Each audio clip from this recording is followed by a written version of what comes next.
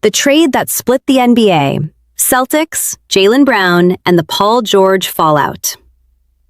Boston Celtics fans, we need to talk, because right now, the entire basketball world is split down the middle on one question. Did the Celtics just win the Jaylen Brown for Paul George trade? Or did they get fleeced? You've got a former NBA champion going on record saying Boston came out ahead. You've got a four-time champion going on record saying that take is flat out wrong. You've got the league office practically salivating over the revenge narrative they just built into the preseason schedule. And you've got the first real power rankings of the post-Jaylen Brown era. And Boston's number might surprise you.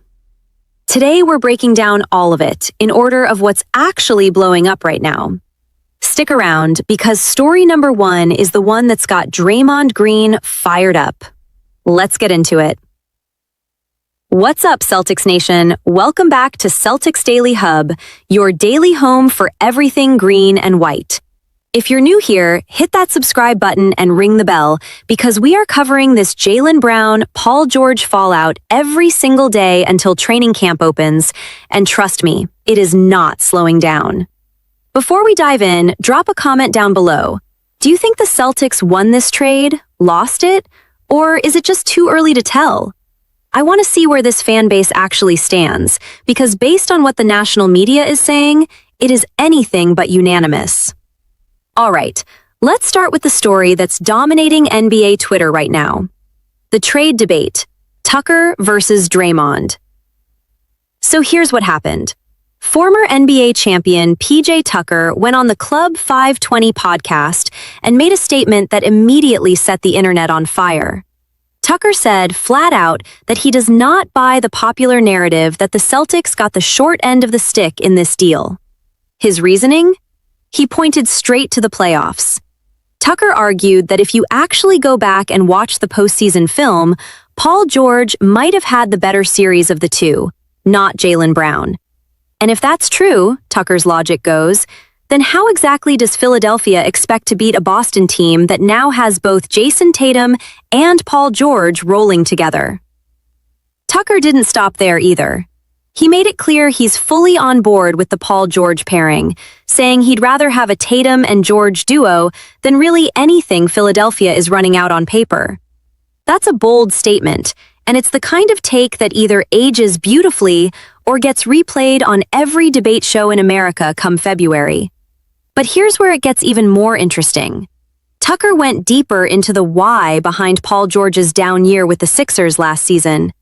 He pointed out that George was actually building real momentum before a 25-game suspension tied to the league's anti-drug program completely derailed his campaign. Tucker's argument is basically this. Strip away the suspension and the disruption that came with it, and you're looking at a very different version of Paul George. One that might have made this entire trade conversation look completely different from the jump. And then, Tucker dropped what might be the most quotable line of this entire saga. He said there's real pressure on Jaylen Brown now, heading into Philadelphia. Why? Because Brown is walking into a locker room that already has Joel Embiid and Tyrese Maxey established as the top two options. Tucker's read is that Brown is now, in his words, third fiddle in that hierarchy, a massive shift for a guy who was Finals MVP and operated as a true number one or number two option in Boston for years.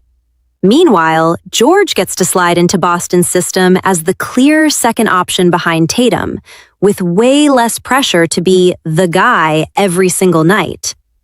Now, if you think that's the end of the story, it is not. Because not everybody agrees with PJ Tucker. Not even close.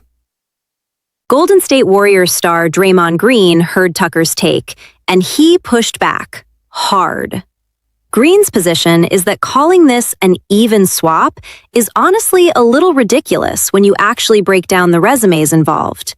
His argument centers on age and accomplishment. Jaylen Brown is not even 30 years old. Paul George, by contrast, is 36 and entering somewhere around his 17th NBA season. Green's point is simple. You don't trade a 29-year-old who was a Finals MVP just 2 years ago, and who, by the way, made All-NBA second team this past season with a legitimate case for first team, for a 36-year-old wing and call the two players equal in value. Green was careful to say this isn't a shot at Paul George personally. He respects George's game and career. But player for player, straight up, Green says it is simply not an even trade in terms of talent and accomplishment at this exact moment in each guy's career. So there you have it. A former champion on one side arguing the Celtics actually improved their fit and chemistry, and a future Hall of Famer on the other side saying the raw talent gap is undeniable. This is exactly the kind of split-room debate that's going to follow this trade around for the entire season, and honestly, probably for years. Here's my take, and I want to hear yours in the comments. Both guys are right about different things. Tucker is right that fit matters, and Paul George slotting in as a complimentary second option next to a healthy Jason Tatum could genuinely work better than people expect. But Green is right that on a pure talent and resume basis, you are taking a step down in ceiling. The real question isn't who's more talented. Everybody already knows the answer to that.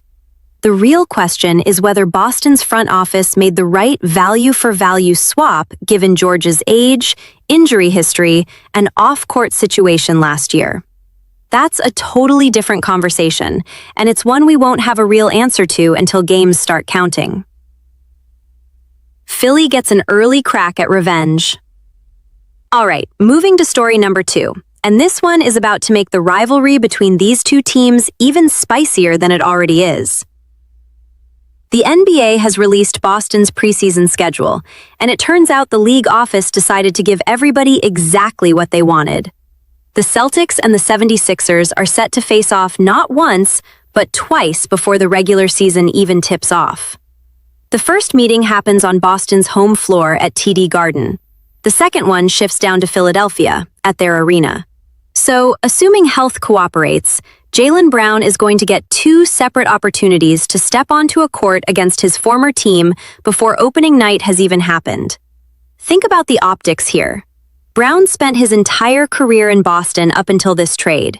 He won a championship there, he was Finals MVP there, and by every account, he was extremely vocal, both before and after the trade went down, about how he felt about the way things ended. Now the league has essentially handed Philadelphia, and Brown specifically, an early stage to make a statement, twice, before the games even count. And it's not one-sided either. Boston benefits from this scheduling quirk too. The Celtics get an early look at exactly what this retooled Sixers roster looks like with Brown plugged in, which gives Joe Mazzulla and his coaching staff valuable film and in-game reps against a divisional rival before the stakes get real in the regular season. Let's zoom out for a second on why this rivalry got so heated in the first place. Reports have confirmed that Boston actually shopped Jaylen Brown around this summer in an attempt to land Giannis Antetokounmpo from Milwaukee. That deal never came together. And here's the part that stings for a lot of Celtics fans. Brown was the guy who helped carry this team to a surprise finish in the most recent season, largely without Jason Tatum in the lineup, who was working his way back from a torn Achilles. Despite that, Boston's front office was reportedly very willing to move on from their Finals MVP as part of a broader retool. That context is exactly why there's genuine bad blood brewing between these two camps now. This isn't just a normal off-season trade where a guy switches teams and everybody moves on with pleasantries. This is a Finals MVP who felt disrespected by his own franchise, landing in a division rival's uniform with 2 preseason meetings on the calendar before the real games even start. And let's not forget the bigger picture. Boston has been a legitimate title contender for basically a decade now. Philadelphia, as a franchise, wants to see exactly how this rival looks after a complete off-season reshuffle. Meanwhile, Boston is going to be plenty motivated of their own accord, considering the Sixers were the team that knocked them out of the playoffs just a few months back. Add Jaylen Brown's personal history into that mix, and you've got a preseason slate that's going to draw regular season level attention. My prediction? Both of these preseason games are going to trend nationally. Networks are going to treat them like statement games, even though technically nothing is on the line. And if Jaylen Brown has even an average showing in either one, expect the who won the trade conversation from our first story to explode right back into the headlines. The other side of the Tucker take. Now let's circle back to that trade debate one more time, because PJ Tucker's comments didn't just live in one corner of the internet, they spread across multiple outlets, and it's worth digging a little deeper into exactly why his argument is landing the way it is. The core of Tucker's stance, again, is this idea that people are underestimating Paul George specifically because of last season's disruption. Remember, George was hit with that lengthy suspension tied to the league's anti-drug policy, and that basically torpedoed what was shaping up to be a strong campaign for him in Philadelphia. Tucker's whole argument hinges on separating Paul George disrupted by suspension from Paul George healthy and focused for a full season. And he believes the version Boston is getting now is much closer to the second one. It's also worth noting how Tucker framed the psychological side of this trade, because I think this is honestly the most interesting part of the whole story. He's essentially saying pressure is shifting from Brown to George, not the other way around. In Boston, Jaylen Brown had to be a primary engine of a championship-contending offense, night in and night out, alongside Tatum. Now he's walking into Philadelphia behind an established MVP-caliber center in Joel Embiid and an all-star lead guard in Tyrese Maxey. Tucker is arguing that role compression could actually be a tough adjustment for Brown, who's used to touches and shot volume that may not be as readily available in that hierarchy. Meanwhile, George slides into Boston in the opposite direction, from being the guy who has to create everything in Philadelphia into a second or even third scoring option next to a healthy Jason Tatum. Less shot creation burden, less pressure to be the engine every night. Tucker's betting that lighter mental load translates into a better on-court version of Paul George than what Sixers fans saw last year. Whether you buy that logic or not, it's clearly resonating, because this take has now been repeated and debated across multiple major NBA media outlets in just the last 48 hours. That tells you something about where the temperature is on this trade right now. Everybody has an opinion, and almost nobody agrees on the same one. Here's a question worth sitting with, and I want your take in the comments. Does role pressure actually swing player performance that dramatically at this stage of both these guys' careers? Or is this just narrative building because it makes for a better story heading into the season? I lean toward thinking there's real truth in it. We've seen plenty of veteran wings perform better in complementary roles than as full-time first options. But the suspension history and the age gap are real red flags that can't be talked away with vibes alone. Where do the Celtics actually rank now? All right, last story. And this one gives us the closest thing to an actual verdict on how the league views Boston after this wild month. Boston just wrapped up Summer League, and with the roster largely set for the year, the first major post-trade power rankings are in. According to rankings put together by Steph No over at The Sporting News, the Celtics have landed at number 6 overall in the entire NBA. Let's put that in context. The reasoning behind that ranking actually captures both sides of the debate we've been talking about all video. The write-up acknowledges it's going to sting for Celtics fans to not see Jaylen Brown in green anymore. That part isn't controversial. Everybody agrees on that. But the argument for Boston still being a serious regular season threat comes down to a few key factors. First, Jason Tatum is officially back and healthy, no longer working his way back from that torn Achilles that limited him for most of last year. That alone is being treated as a massive addition in itself, even without any trades involved. Second, Paul George is expected to fit smoothly into Joe Mazzulla's system, especially playing that complementary role we just talked about in the last segment. And third, this one doesn't get enough attention. Boston didn't just make the one blockbuster trade this offseason. They also added Mitchell Robinson and Mike Conley in free agency. Robinson is being specifically praised for his rebounding gravity, helping Boston continue to win what analysts call the math battle by vacuuming up extra possessions on the offensive glass. And Conley brings proven backup ball handling and depth to a Boston bench that could use exactly that kind of stability. Now, where does number 6 actually put the Celtics relative to the rest of the league?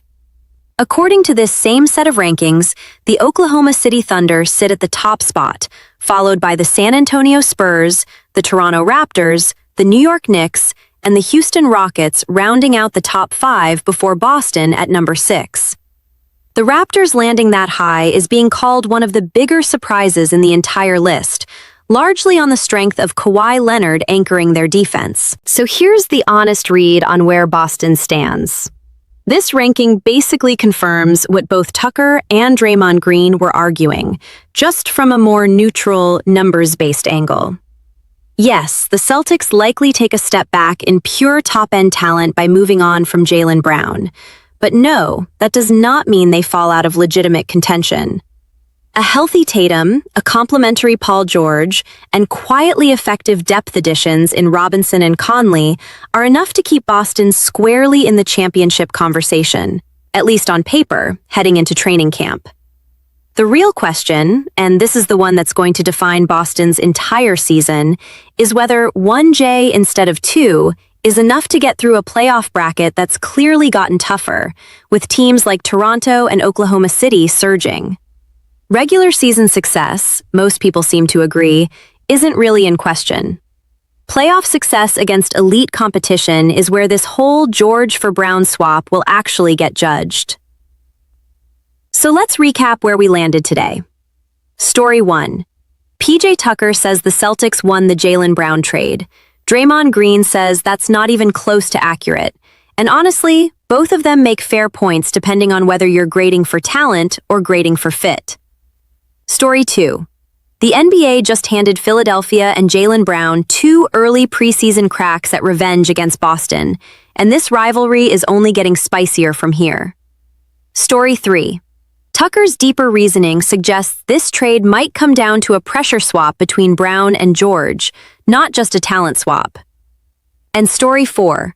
The first real power rankings of this new era have Boston at number 6 overall, a step back from last year, but still very much in the championship mix.